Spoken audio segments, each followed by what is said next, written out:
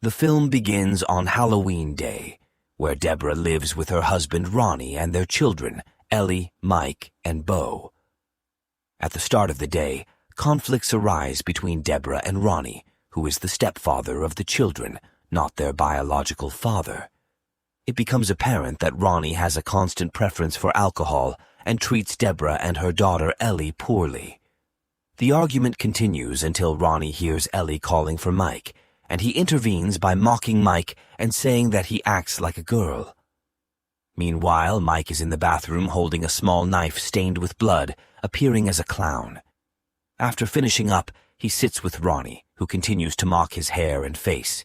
But Mike doesn't care and tells his mom about his deceased dog. His mom tells him not to be sad and that she will get him a new dog. However, Ellie mocks Mike and asks him if he killed the dog. After a short while, Mike goes to school, and when he enters the bathroom, he finds two of his bully friends making fun of him because his sister got caught in the bathroom with someone else, and also because his mom works at a strip club. Mike gets very angry and hits his bully friends, but they gang up on him and beat him up even more. Luckily, the school principal comes and saves him from their hands, but Mike insults the principal and treats him poorly, so the principal takes him to his office and calls Mike's mom, telling her that he wants to talk to her about an important matter and asks her to wait for the psychiatrist, Samuel, who will discuss her son's condition. Deborah is shocked and doesn't understand the reason for the psychiatrist's presence. Samuel enters and tells her that her son killed his dog and shows her pictures of the dog with multiple stab wounds, as if the person who did it was enjoying it. Deborah is shocked and asks him about the meaning of his words. Samuel tells her that this could be the beginning of a bigger and deeper problem, and that's why her son needs psychological treatment. Meanwhile, Mike takes advantage of their distraction, leaves the school, and goes to his friend's house, the one who bullied him. He waits for him to come out, and in the forest, Mike hides wearing his mask and suddenly attacks his friend with a large wooden stick, beating him until he's done. At home, Mike returns with his mother, and Ronnie scolds him for killing the dog, telling him that this is criminal behavior and that he should be imprisoned. Ronnie continues to ask him if he enjoyed killing his dog. Mike gets angry and asks his sister to get ready to leave. His mother comes and asks them not to be late, and asks Ellie to play with her brother. Then Deborah goes to work at the club and dances.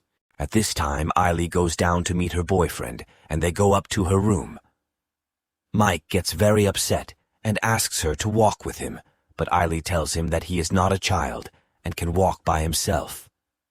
This angers Mike, and he is forced to leave alone. After he gathers some sweets, he returns home to eat them.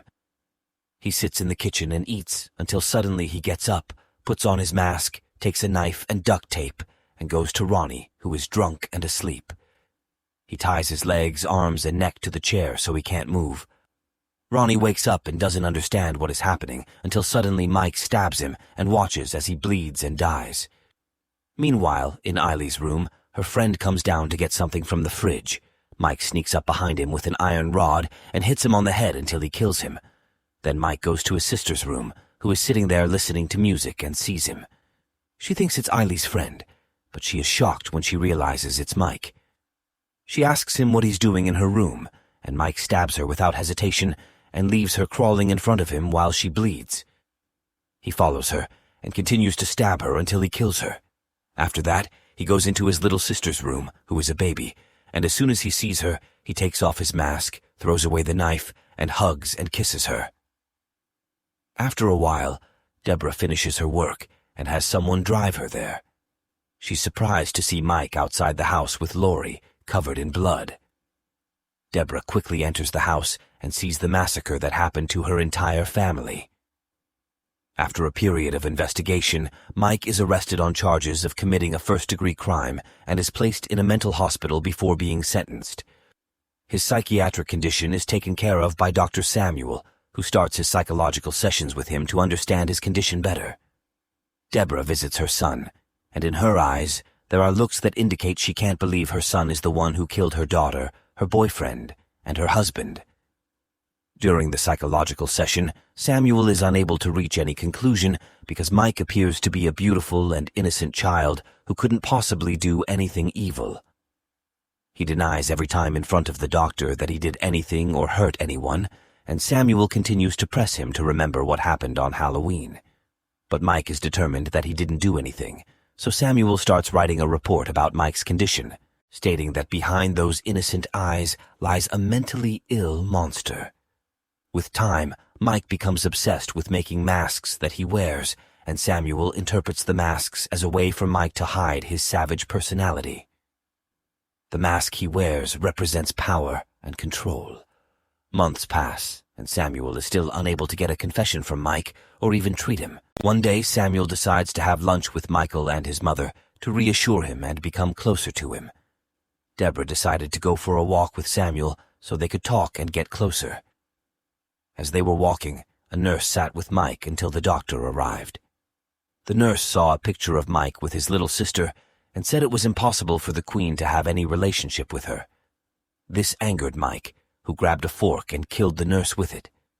The police quickly arrived at the scene after seeing the incident on the cameras. Deborah entered the room and saw the nurse covered in blood, realizing that her son had killed her and his entire family. She also realized that he was willing to kill anyone else. After the incident, Mike became agitated and begged the doctor and his mother to leave. The doctor managed to get permission for Mike to go to the park and asked him to cooperate so he could help him find a better place. However, Mike's condition continued to worsen. His mother tried to pretend that everything was fine and begged him to take off the mask, but Mike refused and kept wearing it all the time. In the city, news spread about the 10-year-old who killed his entire family, and Deborah was also accused of being the mother of the devil. Unable to bear it, Deborah decided to commit suicide in front of her young daughter. Mike found out about her death and was very sad. One of the workers tried to comfort him and told him that he had once been in his place and that the walls drove him crazy because his mind was his new world. Mike smiled at him, knowing that it would be the last time he would speak or see the mask.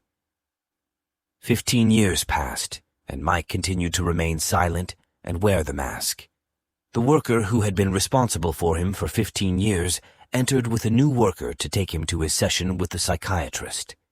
Mike tried to resist being taken back to the confinement room and became different shapes and colors, scaring them everywhere. He put on one of the masks, but the other worker told him not to touch it because Mike didn't like anyone touching it. The worker then sympathized with Mike and stopped teasing and bothering him. After that, Mike went to see Dr. Samuel, who told him that he would no longer continue with his therapy because he refused to speak. He informed Mike that he considered him a dear friend and had seen him grow up before his eyes. Samuel said goodbye to him, tears streaming down his face, feeling a sense of failure. On the same day, a new patient arrived at the hospital, and 2 workers decided to rape her. One of the workers was the same one who used to tease Mike. He decided to take the girl to Mike's room and rape her in front of him. He would continue to bully and rape her. Suddenly, Mike gets up from his place and kills the workers with his bare hands, without any weapons. After a while, the worker responsible for him comes to check on him. On his way, he finds the doctor in charge of the place, who is slaughtered in her room. The worker reaches the corridor where Mike's room is located and is surprised by the presence of his colleague, Josie. The worker takes him and asks him to return to his room, allowing him to extend his hand to put on the handcuffs. However, Mike grabs him by the head and hits him. Then he drowns him in the water. The worker is shocked by what is happening because Mike has always treated him kindly, but he didn't know that the psychopath is hostile to society and has no sympathy or feelings towards anyone. After a while, the hospital director calls Dr. Samuel and tells him that half of the hospital is dead and that Mike is on the loose. Samuel is shocked and panics, and he blames the managers for their negligence. He tells them that they must inform the police and catch Mike.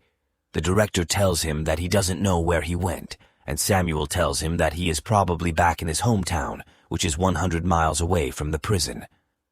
The next day, Samuel arrives at the cemetery with someone from the town, where Deborah was buried. On Ronnie's grave, he finds a dead and mutilated body. He realizes that Mike has arrived in the town. At that time, a girl named Lori appears in one of the houses in the town, with her father and mother. She says goodbye to them as she goes to school.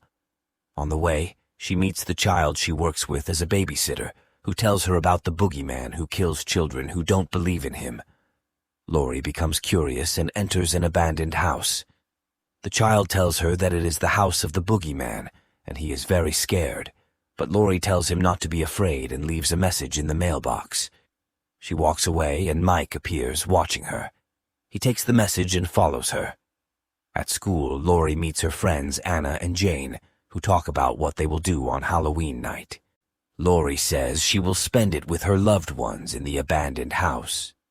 When Jane asks Laurie to bring her sister and sit her with the babysitter in the child's house, Laurie objects because she doesn't want to be scared. She thinks that the strange man wearing a scary mask in the street is just someone celebrating Halloween. Then she returns to her conversation with her friend and eventually agrees to bring her sister after school. They walk together on their way home. Lauren notices that the owner of the mask is watching her again, so she tells her friends, who gossip and curse Mike, and they gossip about him. After a while, the officer returns, and Gino's father makes her ride with him. She returns to Laurie's house with Mike following her, pretending to be her boyfriend. At night, Laurie goes to the house of the child she will be staying with while his parents are away. But as soon as she leaves the house and gets away from it, Mike enters her house and kills her parents. Then he returns to his house. At that time, Samuel arrives at the officer's place and tells him about Mike. He asks him to bring him Mike's sister because he is sure that he came back for her, and also to finish what they started 17 years ago. The officer is shocked when he hears the number of years and says that 17 years ago he received a report of Deborah's suicide after the news attacked her and her life was destroyed. At that time, he found a little girl sitting in the middle of the blood, so he decided to put her in an adoption home and change her name so that she could start a new life. After a while, he found out that his friend had adopted her, and she had lived with them for 17 years. The officer quickly calls his friend, who adopted Mike's sister, and who is actually Laurie. But the person who answered the call knows that there is something wrong because his friend cannot leave on a day like this, so he decides to go to him with Samuel. At that time, Laurie is sitting, worried about what is happening, and Jane comes to give her little sister to her and returns home with her boyfriend. There, they start a relationship, and suddenly Mike appears in front of them and kills them both without hesitation. After a while, Laurie goes to Jane's house to return her sister, but as soon as she opens the door, she finds Jane's body hanging in the middle of the house, and she also finds Jane bleeding on the floor and dying. Laurie gets angry and quickly goes to the kitchen to call the police. The news reaches the officer, who quickly goes to Jane's house, where he finds her daughter, and they return to Laurie, who suddenly sees Mike behind her and becomes very scared. She breaks the window and escapes from him and quickly returns to the child she was with, and they both hide in the bathroom. But Mike easily breaks the door because of his huge body. At that time, Noor arrives with the police to Jane's house and sees her and her eyes meet. The police go to Laurie's house and reach the bathroom and reassure her to open the door because there is no one there. But before Laurie opens the door, she hears a banging sound and sees the blood of the police officer on the bathroom door. She quickly closes the door and hugs the children while she is collapsing and screaming in fear. Mike succeeds in breaking the door and grabs Laurie after scaring her. He leaves the children and they run away screaming in fear. They see Samuel, and he asks them what happened, and he finds out about Mike. Laurie is currently surpassing herself. She finds herself in the basement of a house next to the body of Anne. Overwhelmed with sadness and fear, she screams and begs Mike to leave them. Suddenly, Mike enters and throws the knife, removing his mask and revealing his face. However, Laurie has no idea who is in the picture and doesn't know if she has a brother or another sibling. She quickly grabs the knife and defends herself, escaping from the place. But she finds herself in a maze, unable to find a way out. Finally, she manages to exit through a door and suddenly finds herself sitting by the swimming pool. Mike easily climbs over the pool due to his massive body, which causes him difficulty in any other situation. He jumps into the pool with her. Suddenly, Samuel appears from behind and moves away from Lori, but Mike refuses to listen to him and continues towards her. Samuel shoots Mike 3 times, successfully killing him. He quickly takes Lori, who is terrified, and tries to comfort her. They both get into the car, but Samuel refuses to say anything to her. Before they can leave, Mike suddenly appears again and forcefully pulls Lori out of the car, taking her back into the house. Samuel follows them, but Mike attacks him and lightly hits him, leaving them alone. Lori takes advantage of the opportunity and tries to hide anywhere in the house. Mike searches for her but can't find her. As soon as he leaves, Lori comes out and quickly grabs Samuel's gun, realizing that he is still alive. Suddenly, Mike hears her voice and returns to her. Lori escapes and manages to hide on the roof, but Mike easily destroys the entire roof and she falls. She tries to move from her position and points the gun at Mike.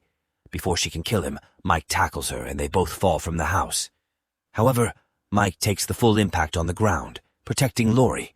She finds herself on top of him and quickly hits him with the gun, but she can't find any bullets. She tries again, but still can't find any bullets until she reaches the 3rd shot, which contains a bullet. Mike dies after his brain explodes, and Lori's body is covered in his blood.